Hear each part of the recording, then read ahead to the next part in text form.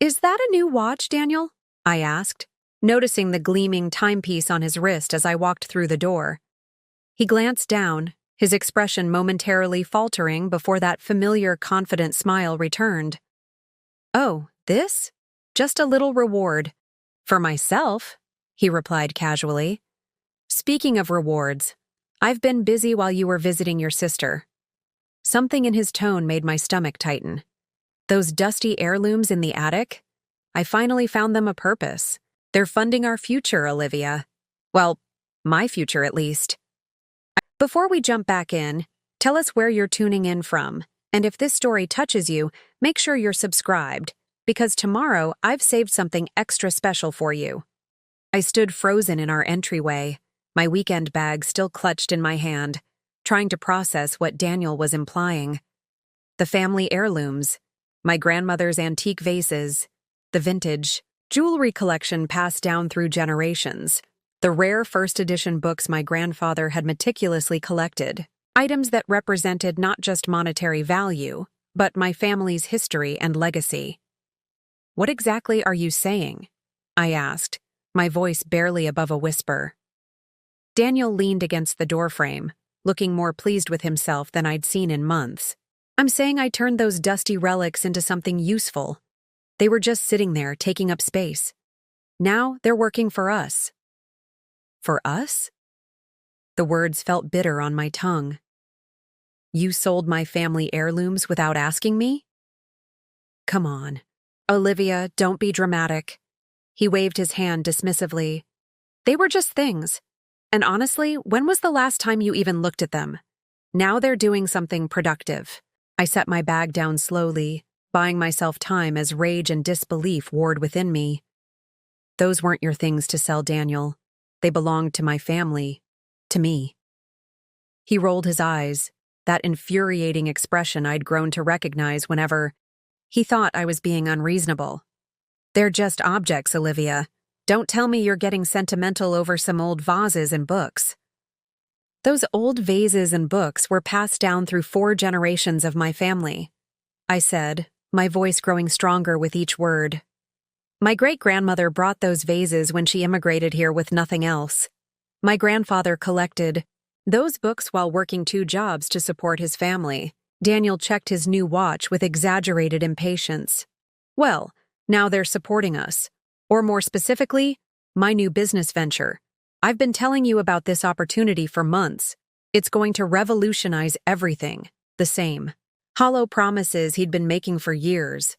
Each revolutionary opportunity, somehow requiring more of our savings, more of my patience, and now, apparently, my family's treasures. How much did you get for them? I asked, dreading the answer. His eyes lit up. Enough to make a significant investment. This is it, Olivia. The big break I've been waiting for. You should be thanking me for finding a way to turn those dusty relics into our future. Our future, I repeated slowly. And this investment required my family heirlooms specifically?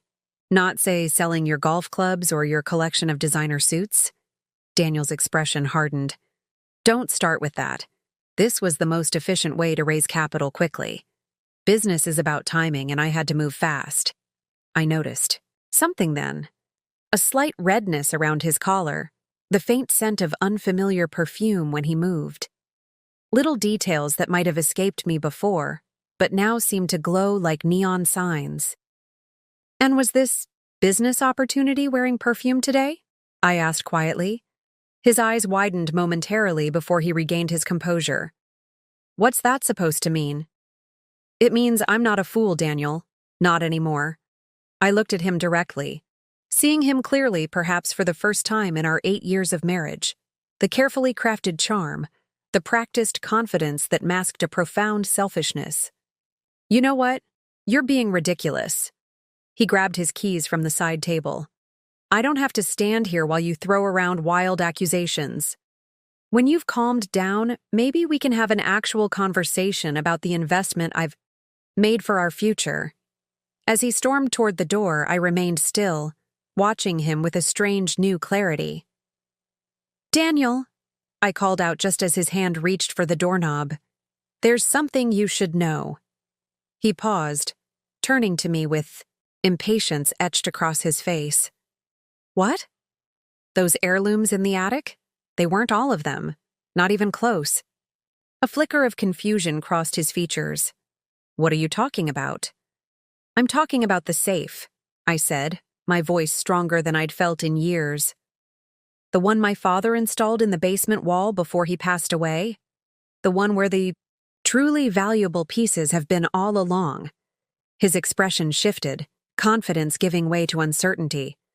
What safe? There's no safe in the basement. What I didn't realize, or perhaps refuse to acknowledge, was how Daniel's spending habits were escalating. The new car every 2 years, the membership at an exclusive golf club, the increasingly frequent business trips that coincided with major sporting events in cities across the country. Last year, when I discovered a credit card statement with charges for jewelry and high-end restaurants in Chicago during a week when Daniel was supposedly at a finance conference in Boston, he dismissed my concerns with practiced ease. The conference had a last-minute venue change, he explained, his expression a perfect blend of slight annoyance and patience. And those charges were gifts for clients. It's relationship building, Olivia. That's how business works. I wanted to believe him. It was easier than the alternative, admitting that the man I'd built my life with was lying to me. So I nodded and apologized for questioning him, ignoring the quiet voice inside that whispered I deserved better. When my sister called 3 days ago inviting me for an impromptu weekend visit, I hesitated. Daniel had been distracted lately, constantly checking his phone and taking calls in another room. But he encouraged me to go, almost eagerly. You deserve a break, he insisted. I'll be busy with work anyway. Now, standing in our living room, with the truth exposed, the pieces were finally falling into place. The new watch, the lingering scent of unfamiliar perfume, his eagerness for me to leave town, and most damning of all, the sale of my family heirlooms, not for our future, but for whatever or whoever had captured his attention. As I climbed the stairs to our bedroom, leaving Daniel stunned in the entryway, I felt an odd sense of calm settling over me. For years, I had compromised, rationalized, and forgiven, always believing that marriage meant supporting your partner's dreams. But selling my family's legacy without even discussing it with me crossed a line I couldn't ignore or forgive. I pulled out my phone and texted my oldest friend, Carmen. You were right about Daniel. All along. Her response came seconds later. What happened? I took a deep breath, staring at myself in the bedroom mirror. The woman looking back at me wasn't the same one who had fallen for Daniel's charm 9 years ago. She was stronger, clearer-eyed, and finally ready to acknowledge what had been true for longer than she wanted to admit. He sold my family heirlooms, I typed back. Without asking, I think for another woman. I'm coming over, Carmen replied immediately. Pack a bag, you're not staying there tonight. As I pulled a suitcase from the closet, I could hear Daniel pacing downstairs, probably trying to formulate his next move, his next convincing explanation. But this time I wouldn't be there to hear it. I've always been practical, sometimes to a fault. Growing up in a family that preserved everything from handwritten recipes to century-old photographs taught me to value preparation and protection. So when Daniel and I bought our house 5 years ago, the first thing I did was create a comprehensive home inventory, documenting every valuable item with photographs, descriptions, and estimated values. Is this really necessary? Daniel had asked, watching me meticulously photograph my grandmother's hand-painted porcelain collection. Our insurance doesn't require this level of detail. It's not just for insurance, I explained. It's about knowing what we have and what it means. He'd shrugged and walked away, leaving me to continue my documentation.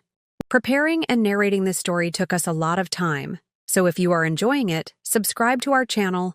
It means a lot to us. Now back to the story. What Daniel dismissed as excessive caution was actually one of the most important things I'd ever done. After my father showed me the wall safe and entrusted me with our family's most precious heirlooms, I expanded my inventory. Each item received its own digital file. My great-grandfather's gold pocket watch that he'd carried across an ocean to start a new life. The Art Deco diamond earrings my grandmother wore to celebrate her American citizenship. The delicate silver locket containing a tiny photograph of my great-great-grandparents on their wedding day. But I didn't stop with documentation. I contacted an appraiser specializing in antiques and family heirlooms, inviting her to evaluate the collection. "These pieces have remarkable historical and sentimental value," Miranda Collins had said, carefully examining each item. "But several also have significant monetary value. You should consider additional security measures."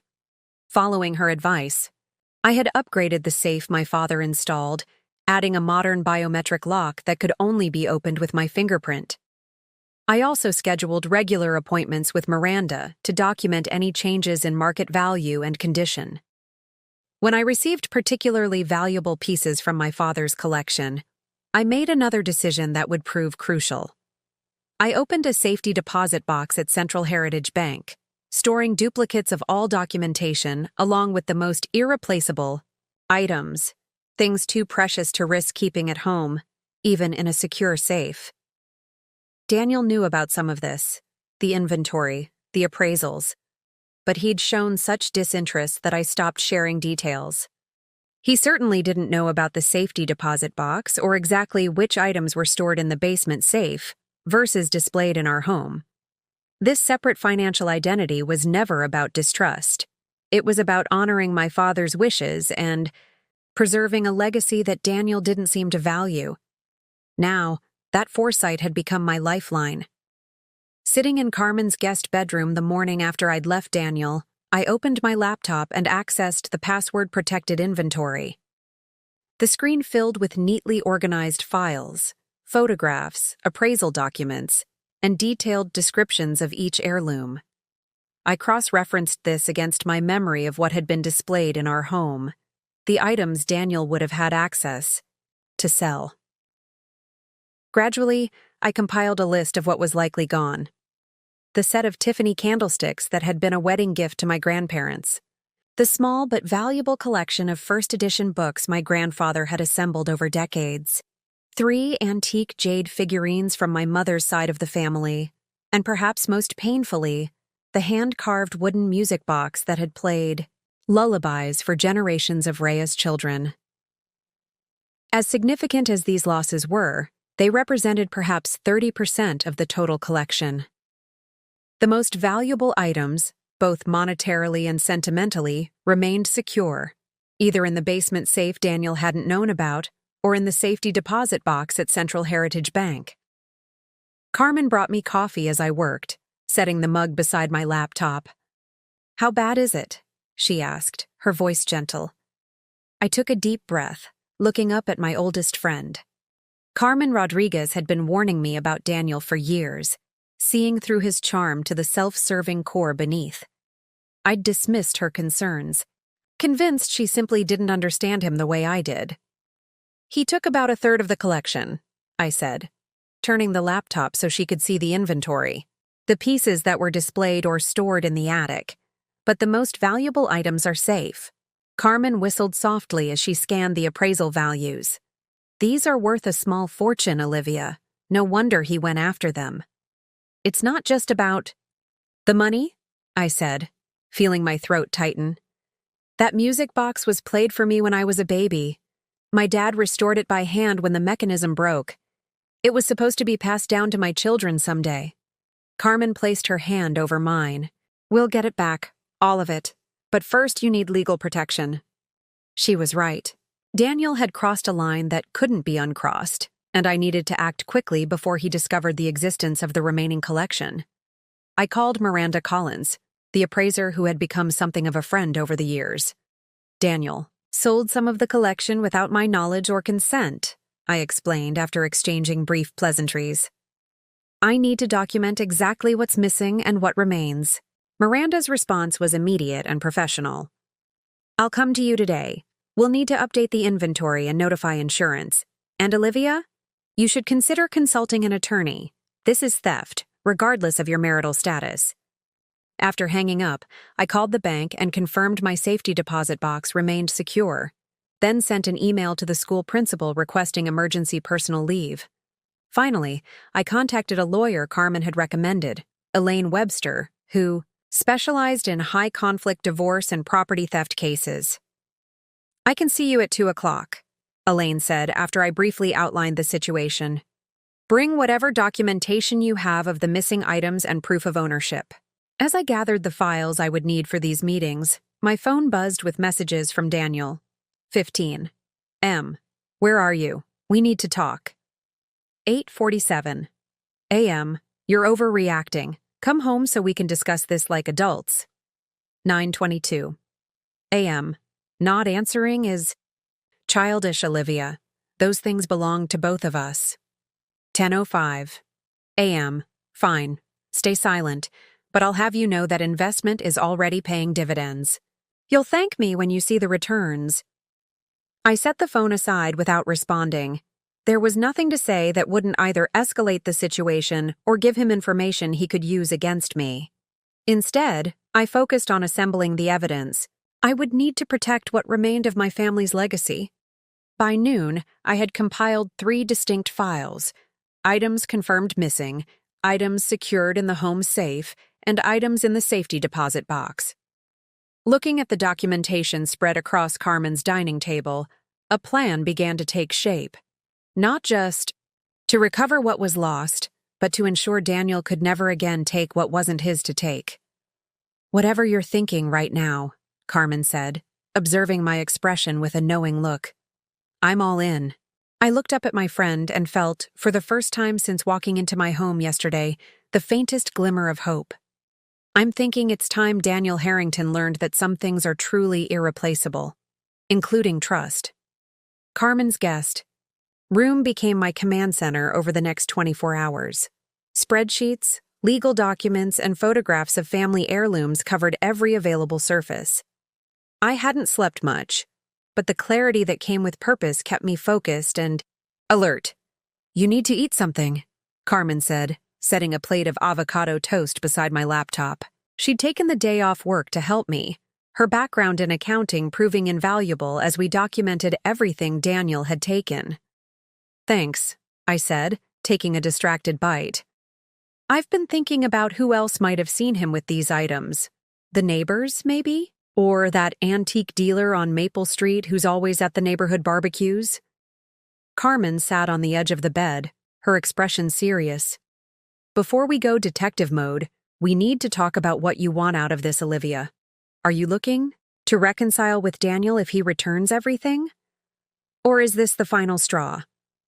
The question stopped me cold.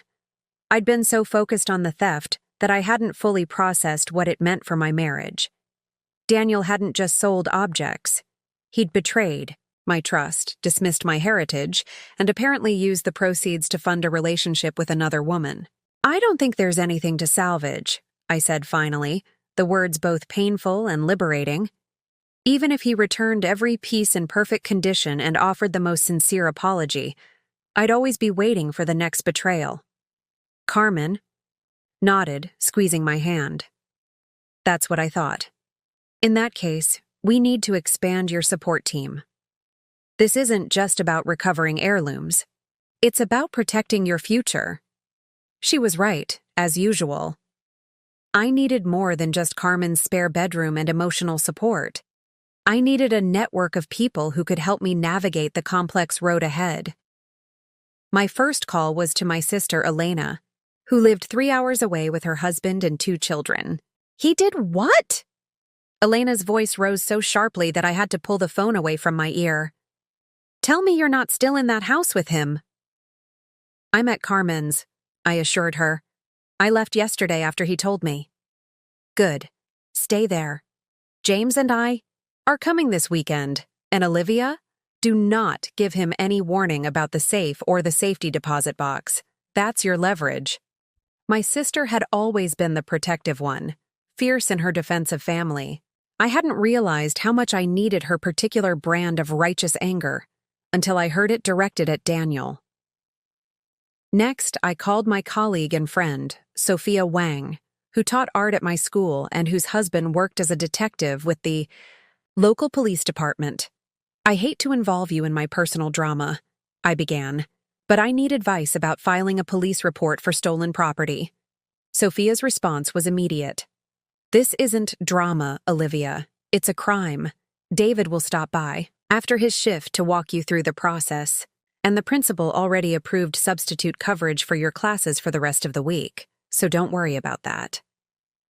By evening, my support system had expanded to include Miranda Collins, the appraiser, who arrived with detailed records of every piece she'd ever evaluated for me. These documents establish clear ownership, she explained, her normally soft voice firm with conviction. The provenance of these items shows they were inherited by you specifically, not acquired during the marriage. That distinction will be crucial. We worked together, cross-referencing her records with my inventory to create a comprehensive list of missing items, complete with photographs, detailed descriptions, and appraised values. The total market value is approximately $157,000, Miranda said finally, looking up from her calculator.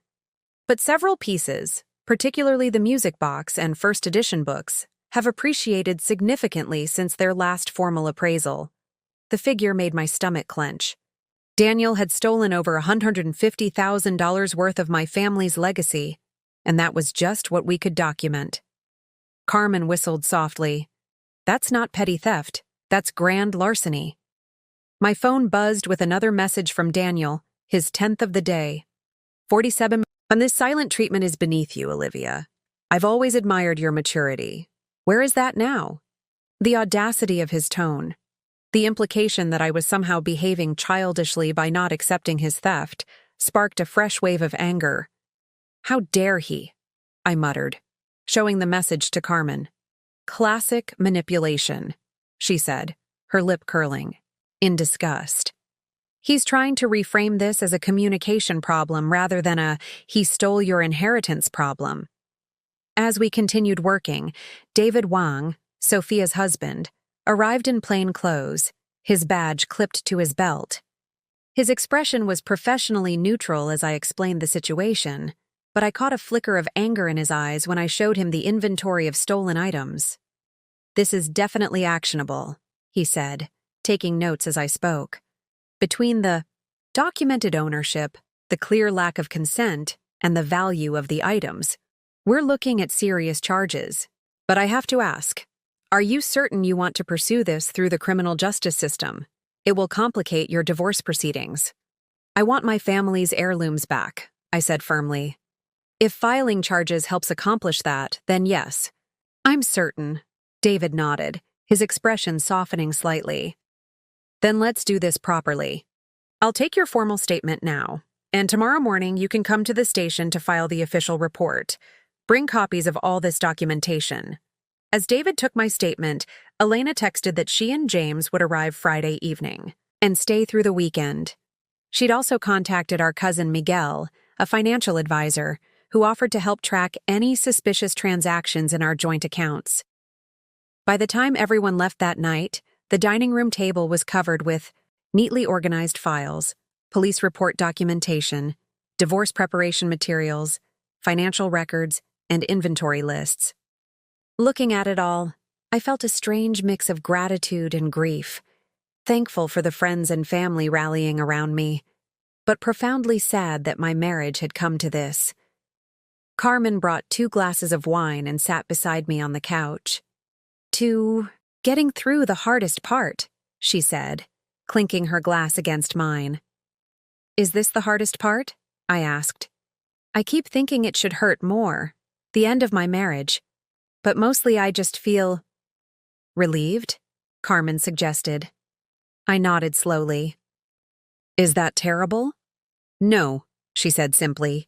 It means you've been carrying this weight for longer than you realized. And now, finally, you're putting it down. The next morning dawned with a clarity I hadn't experienced in years. I woke early, my mind already organizing the day ahead into precise, actionable steps. Today would be about reclaiming power, taking control of a situation that Daniel had forced upon me. "You're sure about this?" Carmen asked, watching me apply mascara with steady hands. A small act of normalcy in a week that had been anything but normal. "Completely," I replied, meeting her eyes in the mirror.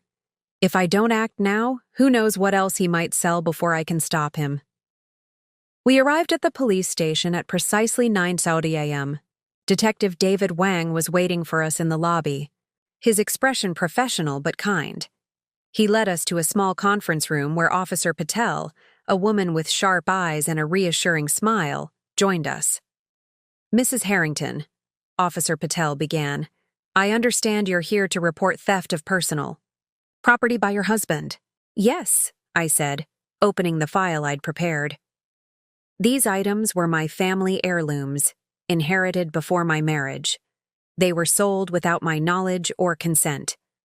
I handed over the comprehensive documentation, photographs of each item, appraisal, certificates, inheritance papers from my father's estate, and a timeline of when I'd discovered the theft. Miranda Collins's professional assessment of value was paperclipped to the front, the total highlighted in yellow, $157,000. Officer Patel reviewed the materials with methodical attention, occasionally glancing up to ask clarifying questions. When she reached the appraisal total, her eyebrows rose slightly. "This is substantial," she noted, tapping the figure. "And you're certain your husband acted alone in selling these items?" "Yes," I confirmed. "He told me himself that he'd sold them to fund what he called a business opportunity. He was quite proud of his initiative." David, who had been quietly observing, leaned forward. "I should note that based on Mrs. Harrington's statement last night, there's reason to believe the funds may have been used for purposes beyond business investment." Officer Patel nodded, making another note. "Mrs. Harrington, filing this report, will initiate an investigation that could lead to criminal charges against your husband. Are you prepared for that?" I took a deep breath, feeling the weight of the moment. This wasn't just about paperwork. It was about drawing a line that could never be uncrossed. Once I signed this report, Daniel wouldn't just be my estranged husband. He would be the subject of a criminal investigation. "I understand," I said firmly, "and yes, I'm prepared." For the next hour, I answered questions, signed statements, and provided contact information for the appraiser and potential witnesses who might have seen Daniel with the items. Officer Patel explained the process moving forward. An investigator would be assigned, Daniel would be questioned, and attempts would be made to locate and recover the stolen property. "Given the value involved, this case will be handled by our Property Crimes Division," she explained, assembling the file. "Detective Ramirez specializes in these matters. He'll contact you within 48 hours to discuss next steps." As we prepared to leave, David pulled me aside briefly. "Olivia, I want you to know, this was the right thing to do. Too often, people hesitate to report theft by spouses because they feel conflicted or embarrassed. But theft is theft, regardless of the relationship." His words steadied me, reinforcing that I wasn't overreacting or being vindictive. I was simply seeking justice for a genuine wrong. Our next stop was the office of Elaine Webster, the divorce attorney Carmen had recommended. Her practice occupied the top floor of a modest office building downtown, the reception area decorated with serene landscapes and comfortable furniture. Elaine herself was nothing like I'd expected. Rather than the sharp-suited, intimidating figure I'd imagined, she was a woman in her 50s with warm eyes and practical clothing. Her handshake was firm, her voice calm but authoritative. "Before we discuss specifics," she said once we were seated in her office, "I want to understand your priorities. What matters most to you in this process?" The question caught me off guard.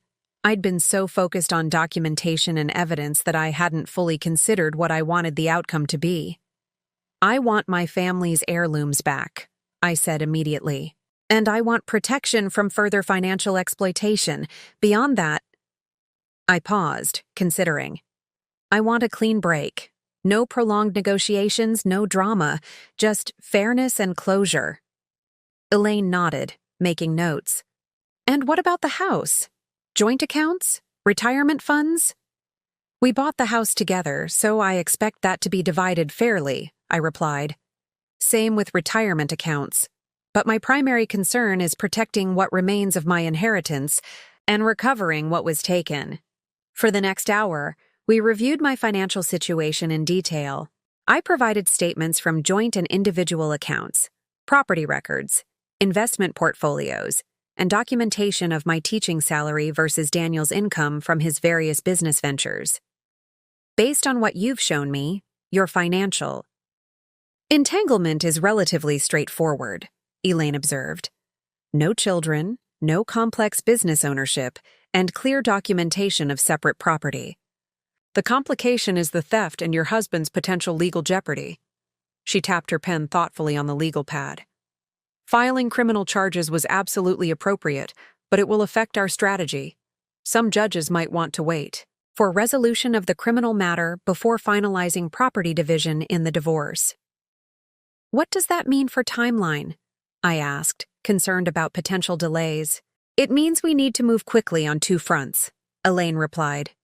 First, securing an emergency injunction to prevent further disposal of assets.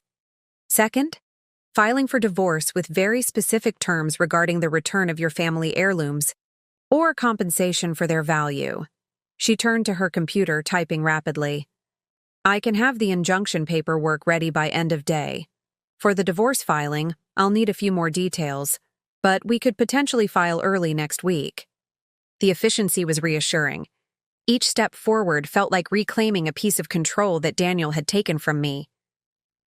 There's something else, I said, pulling out the documentation about the safe and safety deposit box. Daniel doesn't know about these. They contain the more valuable portion of my family's collection. Elaine reviewed the documents carefully. This is excellent. It establishes both your foresight in protecting these assets and your husband's lack of knowledge about their existence.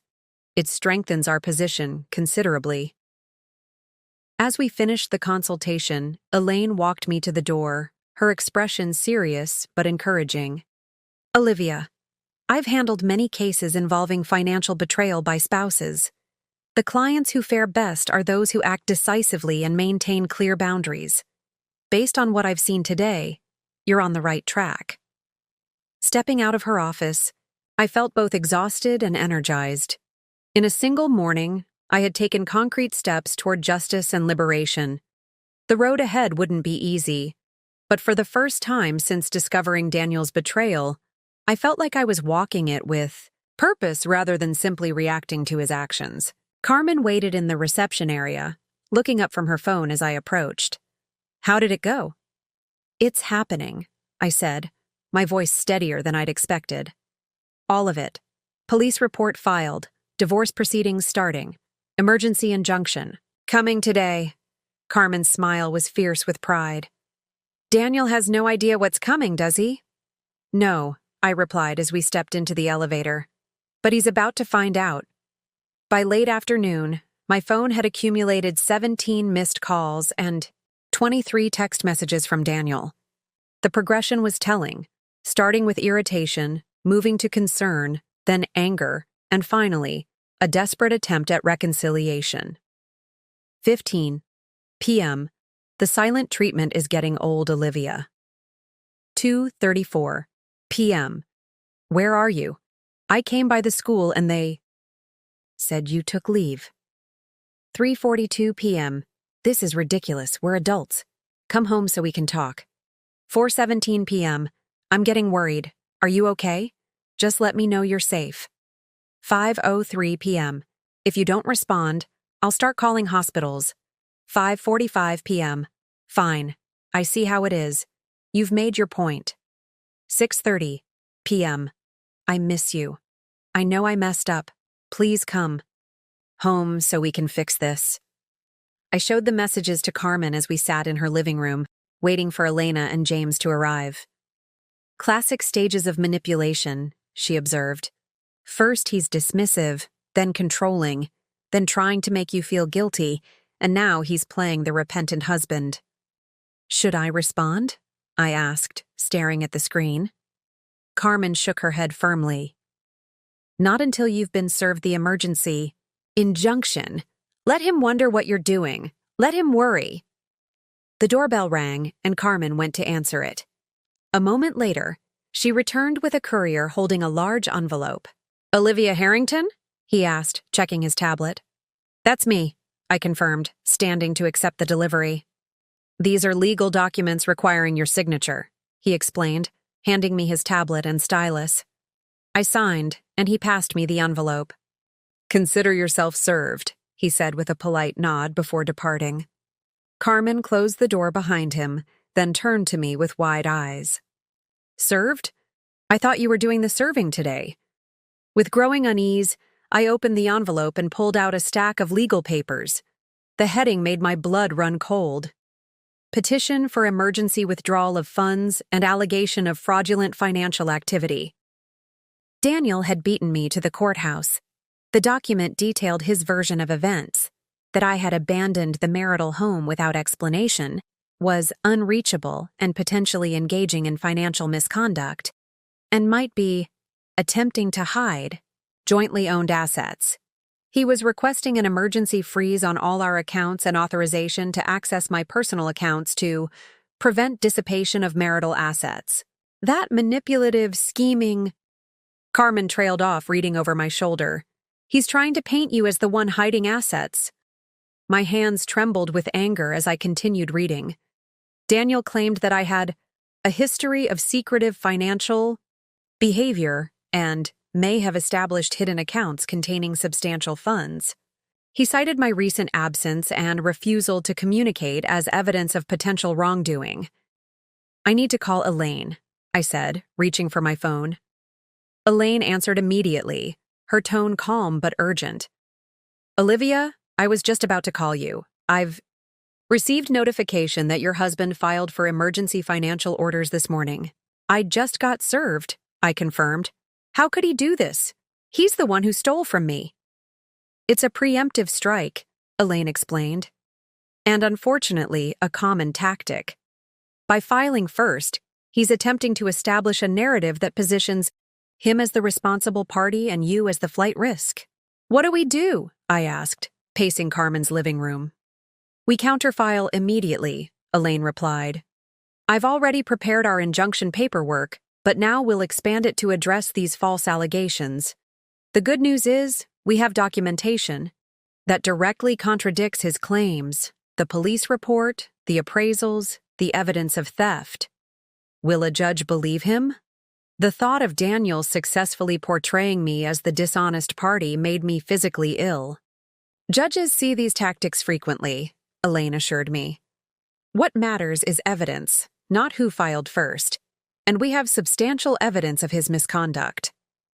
After arranging to meet Elaine at the courthouse first thing in the morning, I hung up and sank onto Carmen's couch, suddenly exhausted.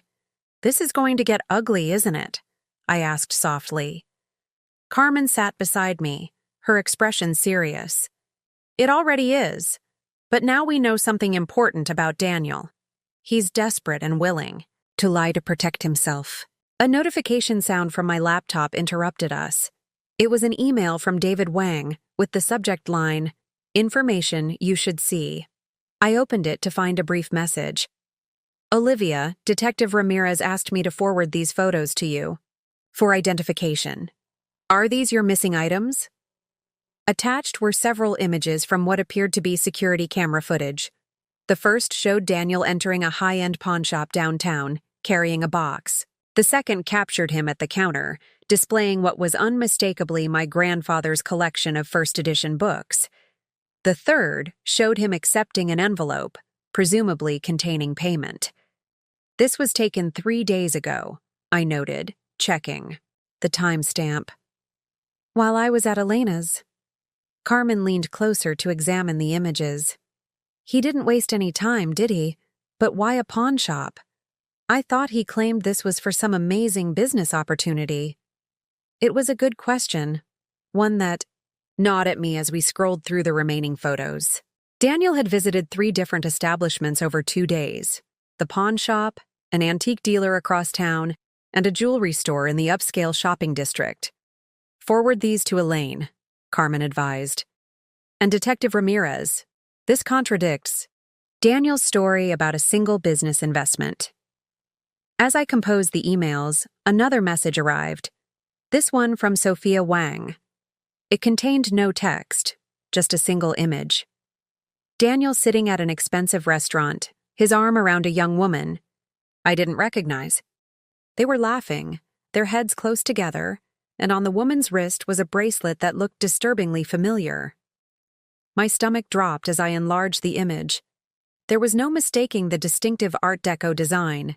It was my grandmother's diamond tennis bracelet, appraised at $22,000 just last year. "Oh my God," I whispered, showing Carmen the photo. "He didn't sell everything. He gave some of it away." Carmen stared at the image, her expression hardening. To his mistress, while wearing his brand new watch. This wasn't about business at all. The realization hit me like a physical blow. Daniel hadn't just stolen my family heirlooms. He'd used them to impress another woman. The bracelet that had symbolized my grandmother's decades of hard work was now decorating the wrist of his mistress. "Sophia says the photo was taken yesterday," I said, reading the metadata. "Her friend works at the restaurant and recognized Daniel from our holiday party last year." The doorbell rang again, and this time it was Elena and James, arriving earlier than expected. One look at my face, and Elena knew something was wrong. "What happened?" she demanded, dropping her bag in the entryway. Wordlessly, I turned my laptop toward her, displaying both the security footage and the restaurant photo. Elena's expression transformed from concern to rage as she absorbed what she was seeing. "That son of a bitch," she breathed. "He sold your inheritance to buy presents for his girlfriend?" James, always the calm one in our family, placed a steadying hand on my shoulder. "This changes the calculation," he said quietly. "This isn't just about recovering property now. It's about exposing a pattern of deception." As we gathered around Carmen's dining table, the full scope of Daniel's betrayal began to emerge. The theft of my family heirlooms wasn't an isolated incident or a misguided business decision. It was part of a broader pattern of lies that had been building for months, possibly years. "We need to understand how deep this goes," James said, his background in corporate law giving weight to his words. "Financial infidelity often accompanies other forms of betrayal." That night, as my support system expanded and our strategy evolved, I realized we weren't just fighting to recover stolen property. We were unraveling a complex web of deception that Daniel had been weaving around me, one that required a much more aggressive response than I had initially planned. The courthouse. Corridors echoed with purposeful footsteps as Elaine and I made our way to courtroom 3B the following morning. I'd barely slept, my mind racing with revelations about Daniel's betrayal, but adrenaline kept me focused.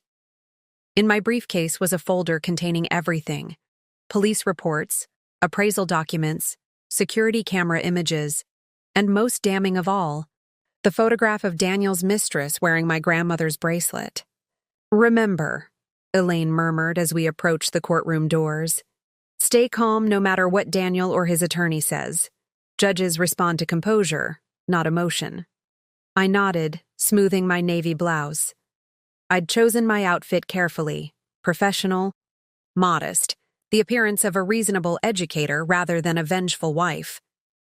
Daniel had always underestimated me, assuming my quieter nature meant weakness. Today would prove otherwise. As we entered the courtroom, I spotted him immediately, huddled with a man I recognized as Victor Schaefer, a flamboyant attorney known for his aggressive tactics and regular appearances on local news. Daniel looked up as we entered, his expression flickering from surprise to practiced concern. He half rose as if to approach me, but Elaine subtly positioned herself between us, guiding me to the opposite side of the room. "Olivia?" Daniel called softly across the space. "Can we please talk before this gets out of hand?" Elaine answered before I could. "All communication should go through counsel, Mr. Harrington."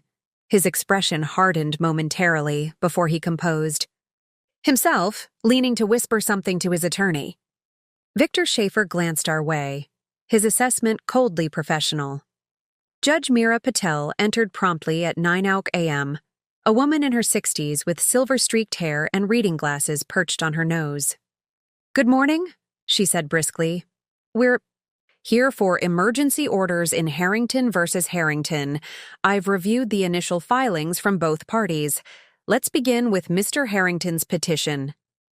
Victor Schaefer rose, buttoning his expensive suit jacket. "Your Honor, my client filed his petition out of genuine concern for the preservation of marital assets. Mrs. Harrington abandoned the marital home without explanation 3 days ago, has refused all communication, and took personal leave from her employment without notice. These actions suggest preparation for financial concealment." Judge Patel's expression remained neutral. "And the basis for alleging potential concealment rather than, say, a personal emergency or marital disagreement?" "Mrs. Harrington has a history of secretive financial behavior," Schaefer continued smoothly. "She maintains accounts my client has never been permitted to access and has repeatedly rejected financial transparency, despite Mr. Harrington's attempts to create joint financial planning." My fingers dug into my palm as I controlled my reaction to these blatant lies. Daniel had never once suggested joint financial planning. Quite the opposite. He had insisted on maintaining separate accounts for his business ventures, while expecting complete access to my teacher's salary for household expenses. Mr. Harrington simply wants to ensure that marital assets remain intact until a fair division can be negotiated, Schaefer concluded. His petition is a protective measure, not a punitive one. Judge Patel made a brief note, then turned to our side. "Ms. Webster, you filed a counter-petition alleging theft of separate property.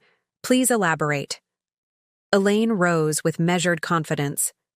"Your Honor, Mrs. Harrington did indeed leave the marital home 3 days ago, after discovering that her husband had sold valuable family heirlooms without her knowledge or consent. These were inherited items, clearly separate property, with a combined appraised value of over $150,000. She placed documents on the submission table. We've provided appraisal certificates, inheritance documentation, and photographs of the items in question. Mrs. Harrington has filed a police report, which is also included in your materials." Judge Patel reviewed the documents with careful attention, her expression revealing nothing.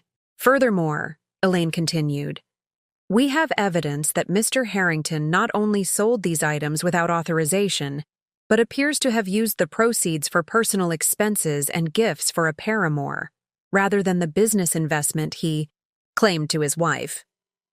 Victor Schaefer stood immediately. "Objection, Your Honor. These are scandalous allegations without foundation." "I have foundation right here," Elaine replied calmly, submitting the security camera images and the restaurant photograph. "These were taken within the past week. They show Mr. Harrington selling Mrs. Harrington's heirlooms at various establishments. And most tellingly, a woman wearing what appears to be Mrs. Harrington's grandmother's bracelet while dining with Mr. Harrington yesterday evening." A murmur rippled through the courtroom. I kept my gaze fixed forward, refusing to look at Daniel, though I could feel his eyes on me. Judge Patel examined the photographs carefully. "Mr. Schaefer, would your client care to address these images?" Daniel leaned forward, whispering urgently to his attorney. Schaefer's confident demeanor faltered slightly. "Your Honor, without authenticating these images, I can say that my client categorically denies any impropriety. The items in question were jointly owned marital property used to fund a legitimate business opportunity. As for the alleged personal relationship, that's irrelevant to the financial matters before the court today." Judge Patel removed her reading glasses. "I disagree, Counselor. If Mr. Harrington sold items to fund a paramour rather than a business, it speaks directly to his credibility regarding financial matters. She turned to me. Mrs. Harrington, are you prepared to testify under oath that these items were your separate property and were sold without your consent? Yes, Your Honor, I replied, my voice steady. And Mr. Harrington, she continued, turning to Daniel, are you prepared to testify under oath about the proceeds from these sales and their current location? Daniel's confident facade cracked slightly. He whispered something to Schaefer, who frowned. Your Honor, Schaefer began, my client would prefer to provide a full accounting after consulting with financial advisors to ensure complete accuracy. I see, Judge Patel said, her tone making it clear she saw through the deflection. Here's what we're going to do. I'm issuing a temporary restraining order, freezing all accounts belonging to both parties. Neither of you may sell, transfer, or encumber any property until further order. Additionally, Mr. Harrington must provide a full accounting of all items sold within the past 6 months, including documentation of where proceeds were deposited or spent. She fixed Daniel with a stern gaze. This accounting is due in 72 hours. If the court finds evidence of deliberate misrepresentation or disposal of separate property, appropriate remedies will follow. She turned to me. Mrs. Harrington, your separate property designations appear well documented. The court will protect what remains in your possession while we determine recovery options for the disposed items. With a firm rap of her gavel, Judge Patel closed the hearing and moved to her next case.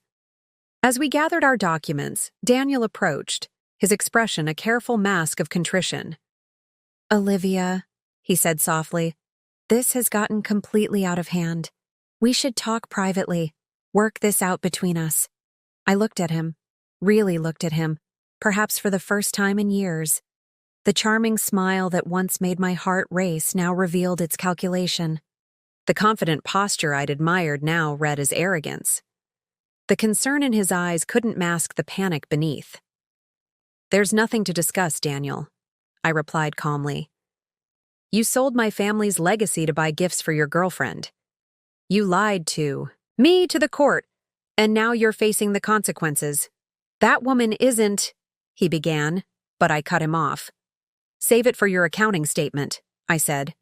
And Daniel, make sure you include where my grandmother's bracelet is now. I want it back. His expression hardened. You have no idea what you're doing, Olivia. I've built everything we have. Without me, you're just a school teacher with old junk and family stories. The contempt in his voice confirmed everything I needed to know. This wasn't about miscommunication or a misguided decision. This was who Daniel truly was. I'd rather be a school teacher with integrity than whatever it is you've become, I replied, turning away. Elaine will contact Victor about the accounting requirements. As we walked out of the courthouse, Elaine squeezed my arm gently. That was perfectly handled. Firm boundaries, no escalation. Outside, in the crisp morning air, I took a deep breath. The confrontation had been draining but clarifying. Daniel's mask had finally slipped completely, revealing the stranger I'd been married to all along. Saturday morning dawned with unexpected serenity at Carmen's house. After the intensity of the court hearing, I had expected to feel depleted, but instead found myself energized with newfound clarity.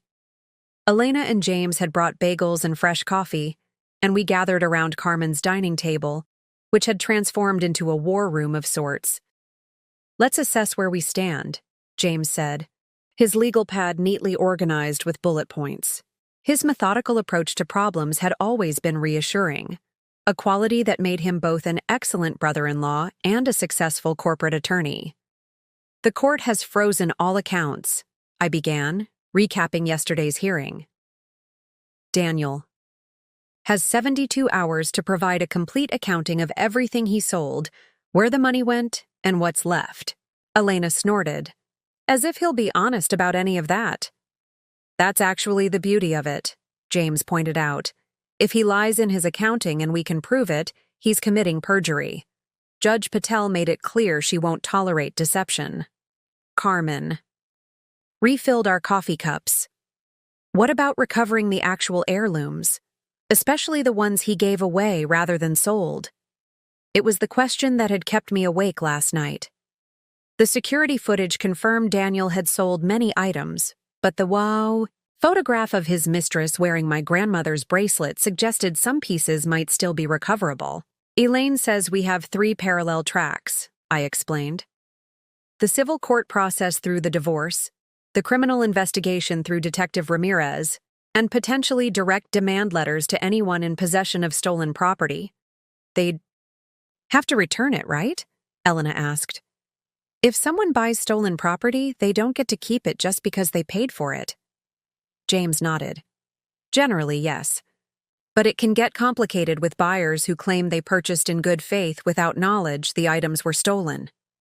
I opened my laptop, pulling up the spreadsheet I'd created overnight.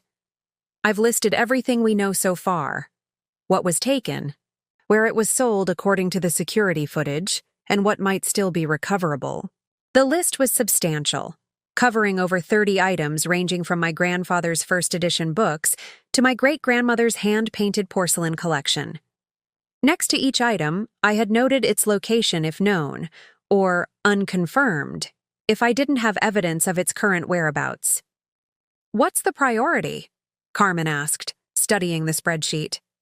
Which pieces matter most to you, either for sentimental or monetary value? I paused, considering the question carefully. The music box my father restored, I said finally. And my grandmother's bracelet, the one in the photograph. Those have the deepest personal meaning.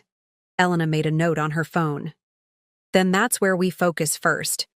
The pawn shops and dealers might be easier since there's a business record, but the bracelet will require a different approach. About that, James said, his expression cautious.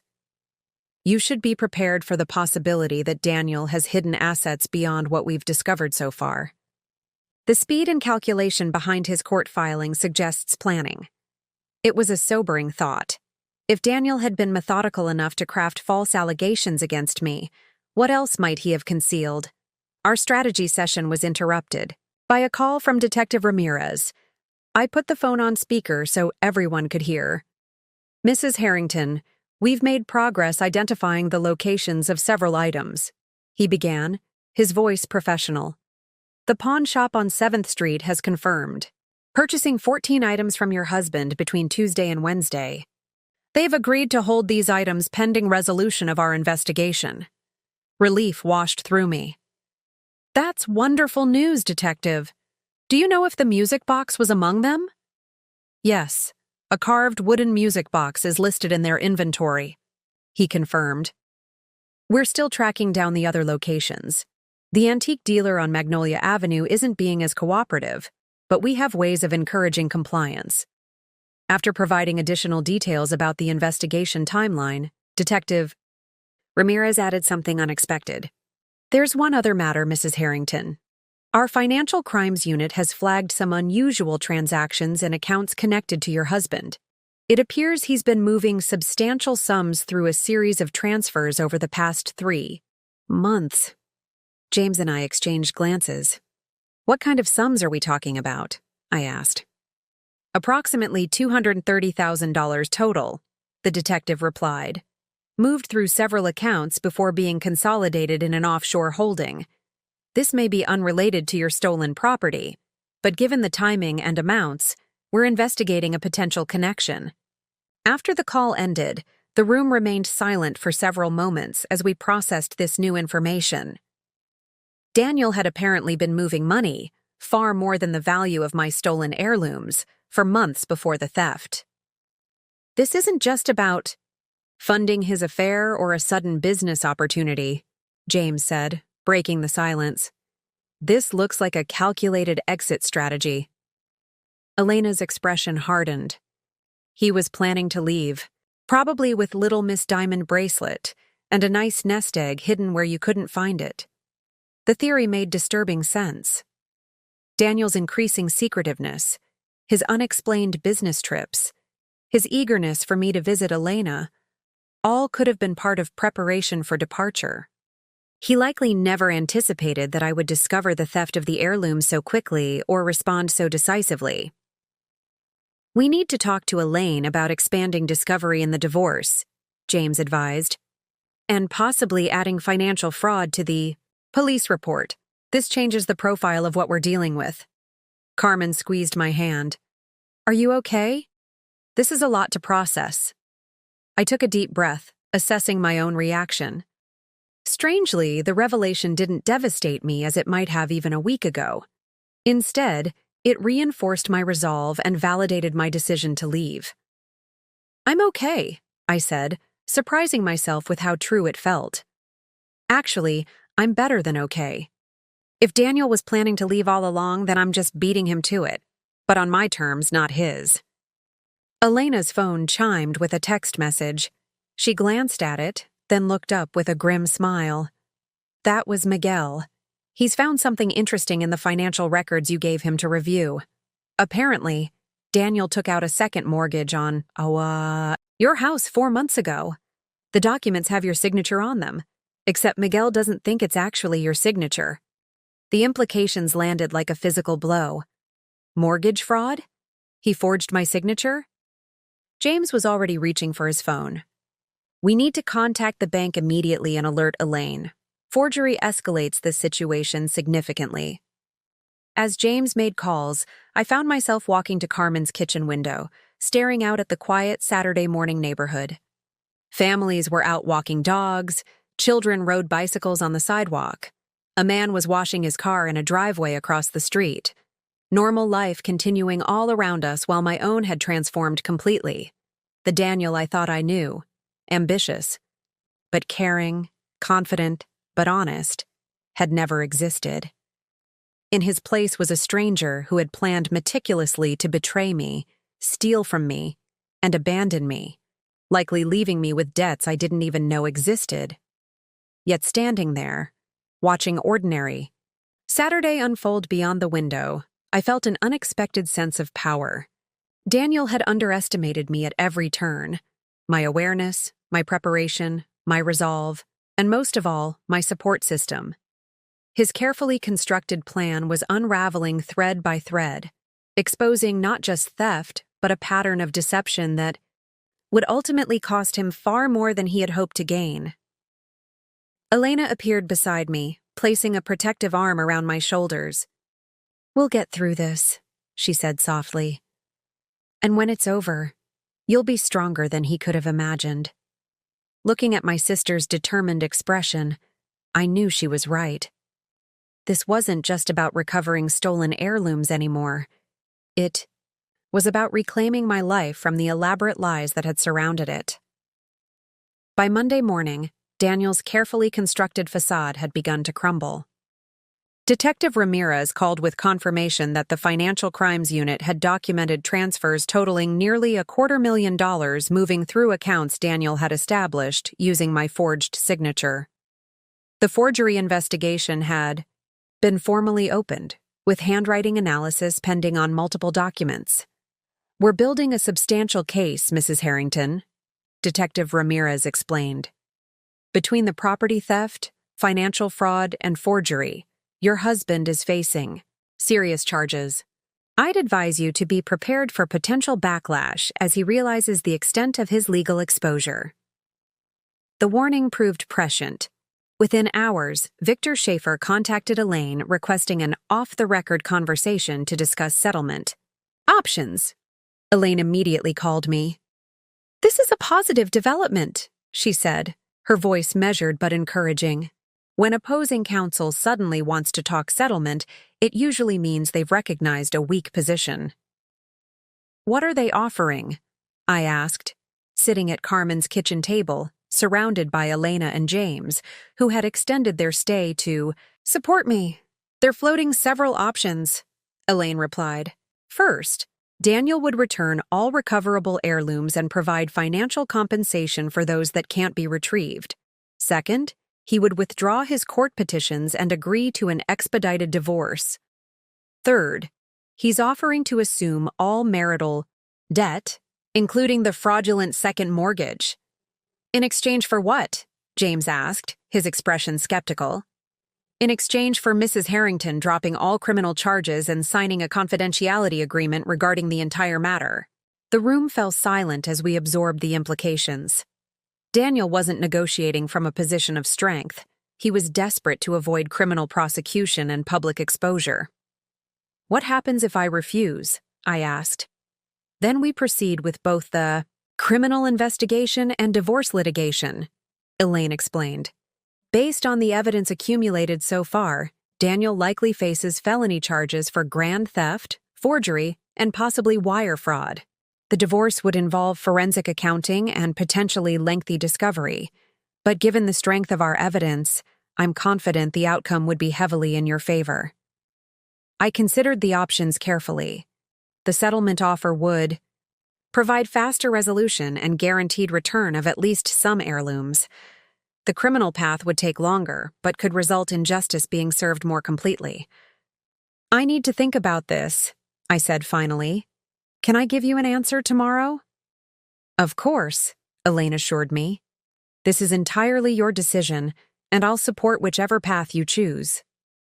After hanging up, I sat silently, mentally weighing my options. Elena paced the kitchen, her expression thunderous. "You can't seriously be considering letting him off the hook," she said. "After everything he's done, the theft, the lies, the other woman?"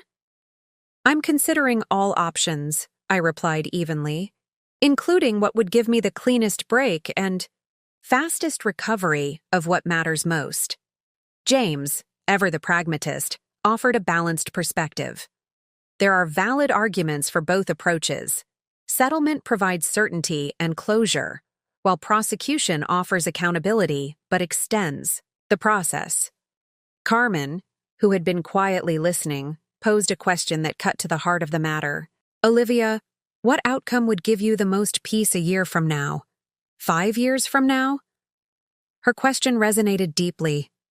This wasn't just about immediate satisfaction or righteous anger.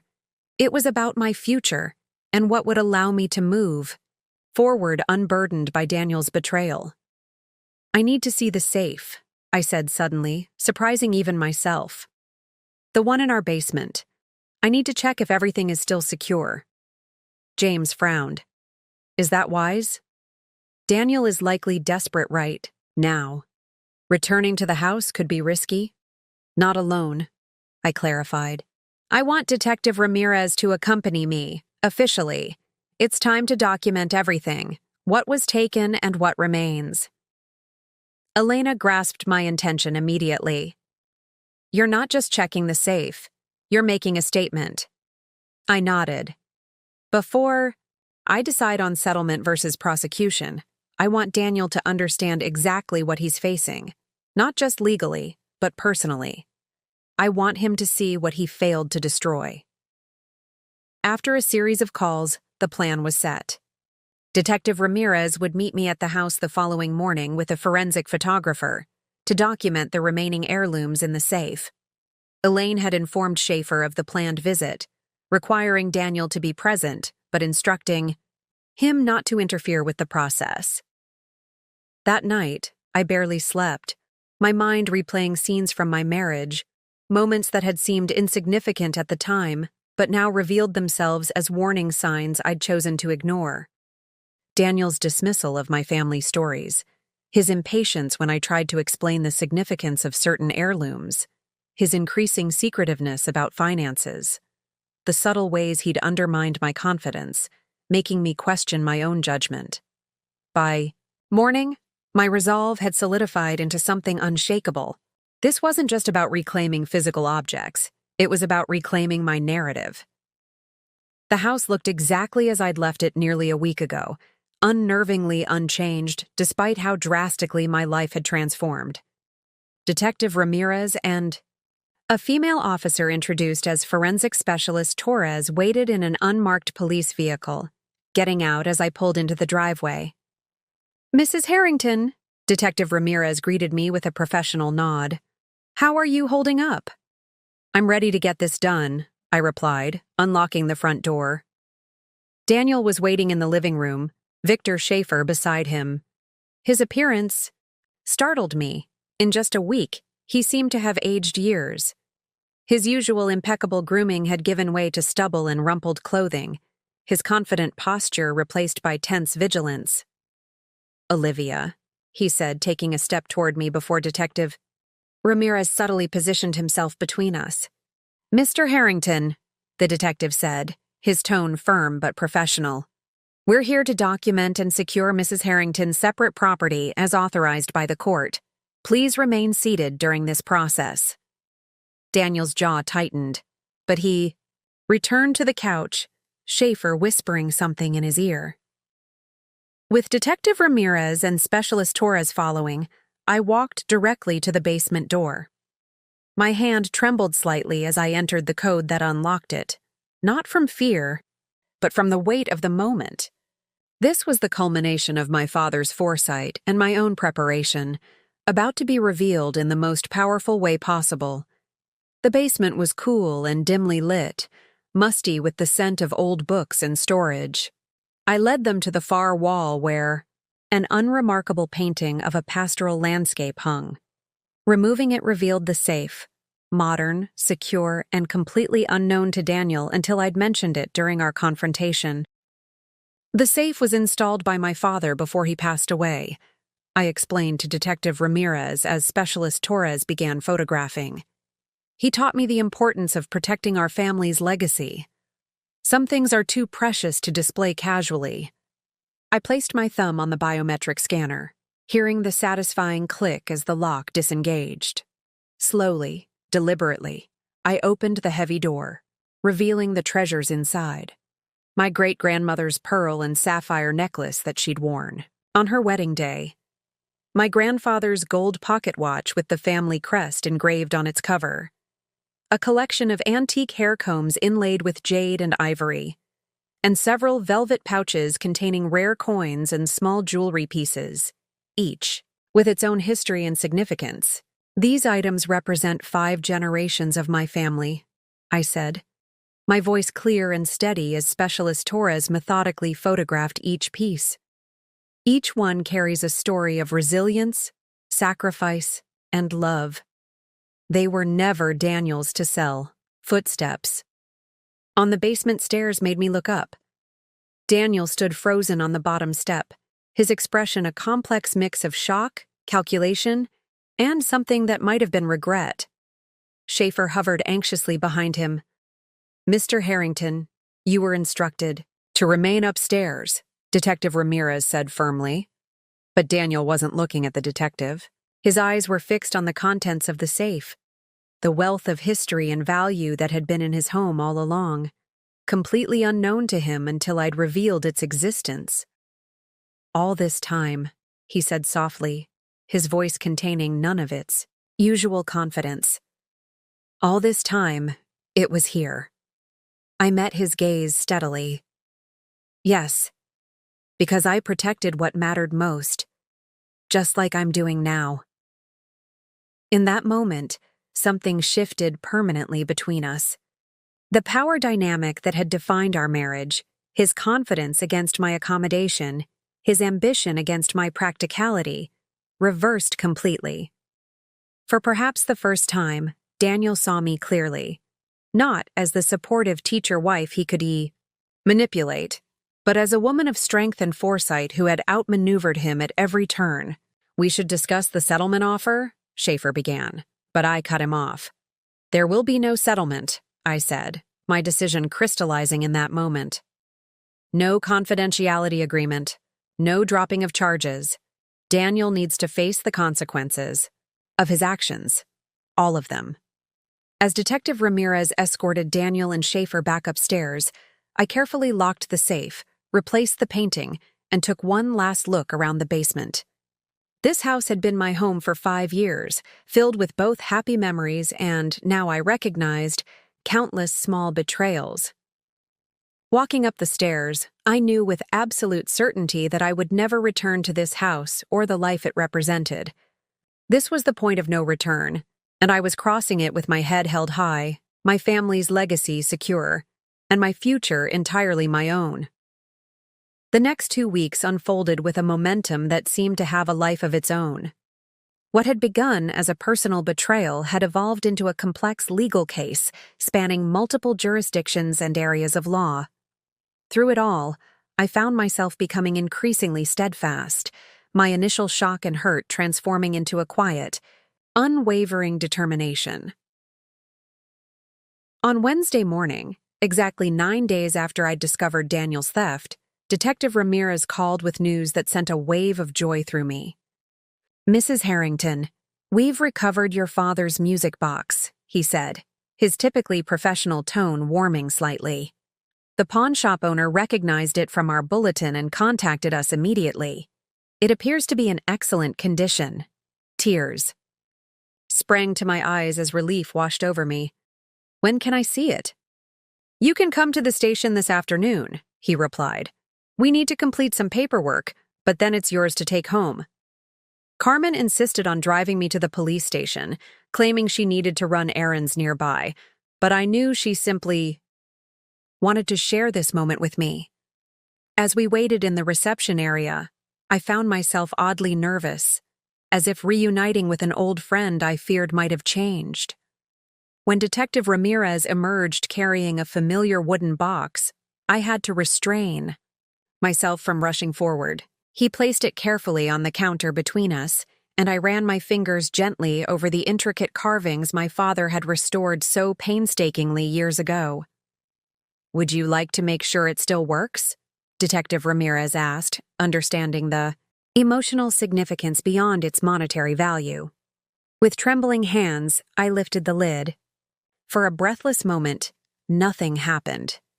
Then the familiar melody of Brahms' lullaby began to play, the same tune that had comforted generations of my family.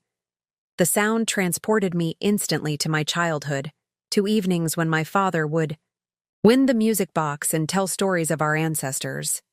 "Thank you," I whispered, not trusting myself to say more without breaking down. Detective Ramirez nodded, his expression compassionate.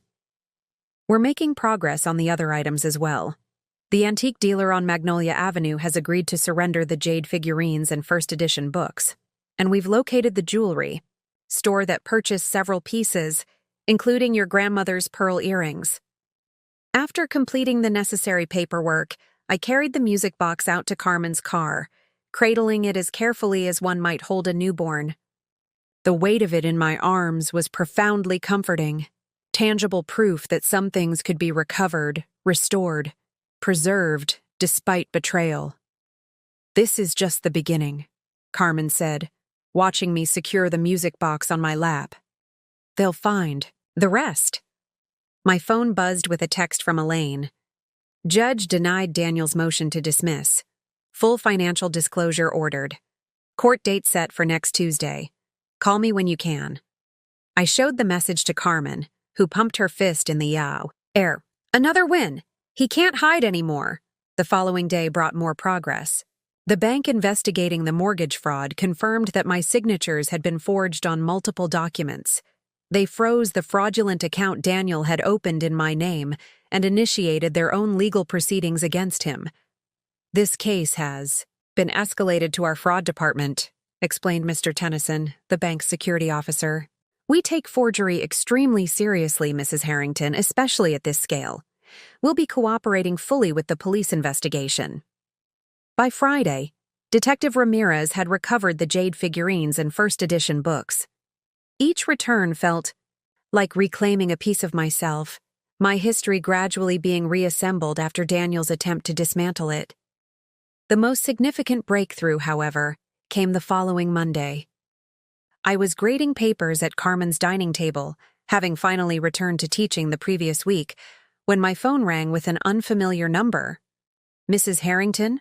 a woman's voice asked when I answered. "This is Rebecca Winters. I think I have something that belongs to you." My heart raced as I realized who she must be. "The diamond bracelet," I said, not bothering with pretense. "Yes," she confirmed, her voice tight with obvious discomfort. "I didn't know it was stolen when Daniel gave it to me. I swear, if I'd known. It was a family heirloom." "I believe you," I interrupted, surprising myself with how much I meant it. Whatever relationship she'd had with Daniel, she was likely another victim of his manipulation, not the villain I'd initially imagined. "How did you find out?" Rebecca sighed heavily. The police contacted me this morning. They showed me photographs and documentation proving the bracelet belongs to you. I wanted to return it directly. It feels like the right thing to do.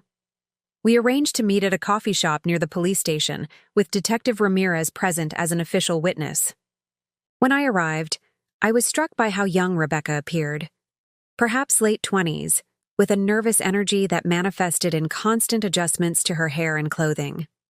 "Thank you for coming," she said as I sat across from her. Detective Ramirez positioned himself discreetly at a nearby table, giving us privacy while maintaining oversight.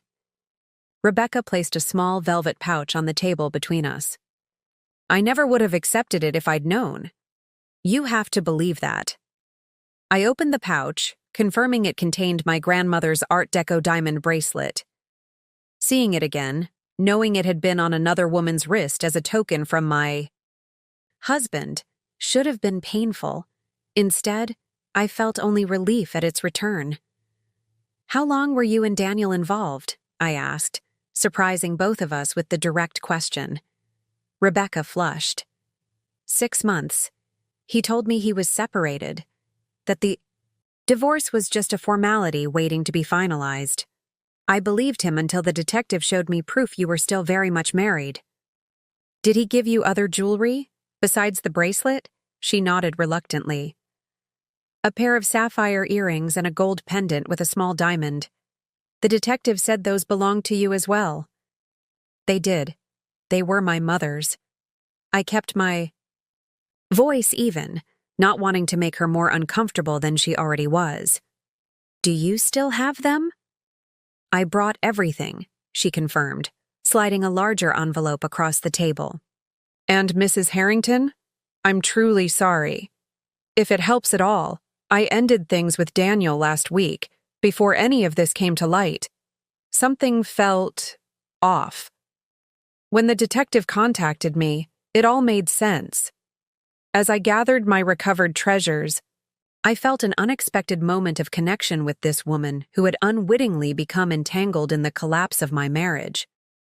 We had both been deceived by the same man, both had our trust betrayed, both were now picking up the pieces. "Thank you for doing the right thing?" I said, meeting her eyes. "I hope you find someone worthy of your trust." Detective Ramirez escorted me to my car afterward, helping secure the recovered items in a lockbox he'd brought for the purpose. "That was generous of you," he observed. "Many people in your position wouldn't have been so understanding with the other woman." I considered his words as I closed the lockbox.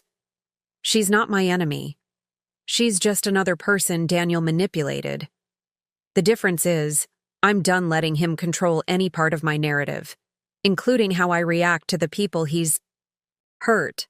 That evening, as I sat in Carmen's living room with my recovered treasures spread before me, the music box playing softly, the bracelet catching light from the lamp, the jade figurines standing as small sentinels of my heritage, I experienced a profound sense of victory. Not just because I'd reclaimed these physical objects, but because I'd reclaimed my agency in the process. Daniel had attempted to erase part of my identity by selling my family's legacy. Instead, he had inadvertently forced me to fight for it, to assert its value, and to recognize my own strength in the process. The road ahead was still long. The full divorce proceedings, the criminal case against Daniel, the continued search for remaining heirlooms, all would require more energy and resilience. But these first victories had proven what I was capable of, and with each item recovered, each legal battle won, I grew more confident in my ability to rebuild not just my collection, but my life. Carmen found me later, staring at the music box with a small smile. "What are you thinking about?" she asked, settling beside me on the couch. "About how sometimes we have to lose things to understand their true value," I replied. "And about how my father would be proud that I fought to preserve what he entrusted to me." The music box completed its melody and fell silent, but the sense of triumph continued to resonate within me. quiet but undeniable, like the first clear notes of a new beginning. Tuesday morning dawned with unexpected brightness, sunlight, streaming through Carmen's guest room curtains as if heralding a new chapter. Today was Daniel's court-ordered financial disclosure hearing, the culmination of weeks of investigation into his tangled web of accounts and transactions. "Are you ready for this?" Elena asked, helping me select an outfit appropriate for court. She had returned for the hearing, determined to witness this pivotal moment in person. "More than ready," I replied, choosing a simple navy dress that conveyed both professionalism and quiet dignity. "I just want truth and closure." The courtroom was more crowded than I expected. Detective Ramirez sat near the front, alongside representatives from the bank's fraud department and the district attorney assigned to the criminal case. Daniel and Victor Schaefer huddled at their table, tension evident in their rigid postures. When Daniel turned and saw me enter with Elena and Elaine, something flickered across his face. A complex emotion caught between shame, defiance, and what might have been regret. I met his gaze steadily, neither hostile nor yielding, then took my seat. Judge Patel called the court to order promptly at 9 a.m. "We're here for the financial disclosure hearing in Harrington versus Harrington. Mr. Harrington, you were ordered to provide a complete accounting of all financial activities for the past 12 months. Has this been submitted to the court?" Schaefer rose, his confidence notably diminished since our first appearance. "Yes, Your Honor. My client has prepared the requested documentation." Judge Patel reviewed the thick binder of financial records, her expression growing increasingly stern. After several minutes, she looked up, fixing Daniel with a penetrating stare. "Mr. Harrington, this disclosure raises serious concerns. Your financial activities show systematic movement of marital assets into accounts unknown to your wife, forged signatures on multiple documents, and deliberate concealment of substantial funds. How do you explain these actions?" Daniel stood, straightening his tie nervously. "Your Honor, I acknowledge some financial decisions were made without proper consultation. However, these were intended as investments for our joint benefit." "Mr. Harrington," Judge Patel interrupted, "the court has evidence of over $230,000 transferred to offshore accounts in your name only, unauthorized sale of your wife's separate property, and documented forgery. These actions suggest not investment, but deliberate financial misconduct." What followed was the systematic dismantling of Daniel's carefully constructed facade. The judge ordered immediate freezing of all discovered accounts, full financial restitution for my stolen heirlooms, and referred the forgery evidence to the district attorney for potential criminal charges. As the hearing concluded, I felt no triumph or vindication, only a profound sense of closure. The man I had married, with all his charm and promises, had finally been revealed for what he truly was. Outside the courtroom, Daniel approached me, Schaefer unsuccessfully trying to hold him back. "Olivia," he said, his voice low and urgent, "this isn't how our story was supposed to end." I regarded him calmly, seeing him with complete clarity perhaps for the first time. "No, Daniel, this is exactly how it ends, with truth finally coming to light." With those words, I turned and walked away, leaving behind not just Daniel, but the woman I had been with him, trusting, accommodating, doubtful of my own worth. I was someone else now, someone stronger, and my path forward led away from him, permanently and without regret. 1 year later, I stood in the living room of my new home, carefully arranging the display cabinet that housed my family's treasures. The late afternoon sunlight streamed through the bay windows, catching the facets of my grandmother's diamond bracelet and sending prisms of light dancing across the hardwood floors. The cabinet itself was new, custom-built by a local craftsman, to my precise specifications. Solid oak with reinforced glass and a subtle but effective security system. Inside, each item had its place, each heirloom displayed with the reverence it deserved. The jade figurines, the first edition books, the pearl earrings, and at the center, my father's carefully restored music box. Not everything had been recovered. Some pieces remained lost, sold to buyers who couldn't be traced or who had already resold them. But most had found their way back to me through Detective Ramirez's persistent efforts, and surprisingly, through people who learned about my story and came forward voluntarily. "It looks perfect," Elena said, adjusting one of the figurines slightly. "Dad would have loved this." "He would," I agreed, closing the cabinet and stepping back to admire the collection in its entirety. "It's not just about the objects anymore. It's about what they represent: continuity, resilience, survival." The past year had brought profound changes. Daniel had eventually pleaded guilty to multiple charges of fraud and theft, receiving a suspended sentence contingent on full financial restitution. The divorce was finalized 6 months ago, with the court awarding me the majority of our assets given Daniel's documented misconduct. More meaningful than these legal victories was my internal transformation. The woman who had deferred to Daniel's judgment, who had doubted her own perceptions, who had accommodated his ambitions at the expense of her own needs, she was gone. In her place stood someone more confident, more discerning, and infinitely more at peace.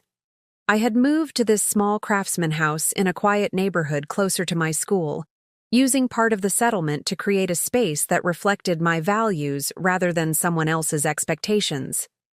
I'd joined the board of a local historical preservation society, sharing my passion for family legacies and personal histories with others who understood their value.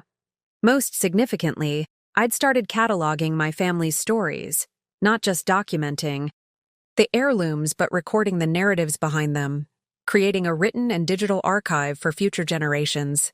It was work my father had begun and that I now continued, finding profound meaning in connecting past and future. Carmen arrived for dinner carrying a bottle of wine and a small wrapped package. "Happy new home anniversary," she said, embracing me warmly. The package contained a silver frame holding a photograph of me taken the day I'd recovered the music box. My expression a mixture of joy and determination that captured perfectly the turning point in my journey. As we gathered around my dining table that evening, Elena, James, Carmen, even Detective Ramirez, who had become a friend, I realized that my family's most precious heirlooms weren't the objects in the display cabinet, valuable as they were. The true inheritance was the resilience I'd discovered within myself, the wisdom gained through difficulty, and the community that had supported me through transformation. "To Olivia," Elena said, raising her glass, "who showed us all what it means to protect what matters most."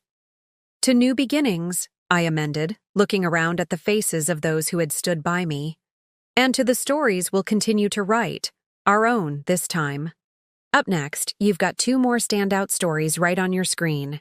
If this one hit the mark, you won't want to pass these up. Just click and check them out. And don't forget to subscribe and turn on the notification bell so you don't miss any upload from us.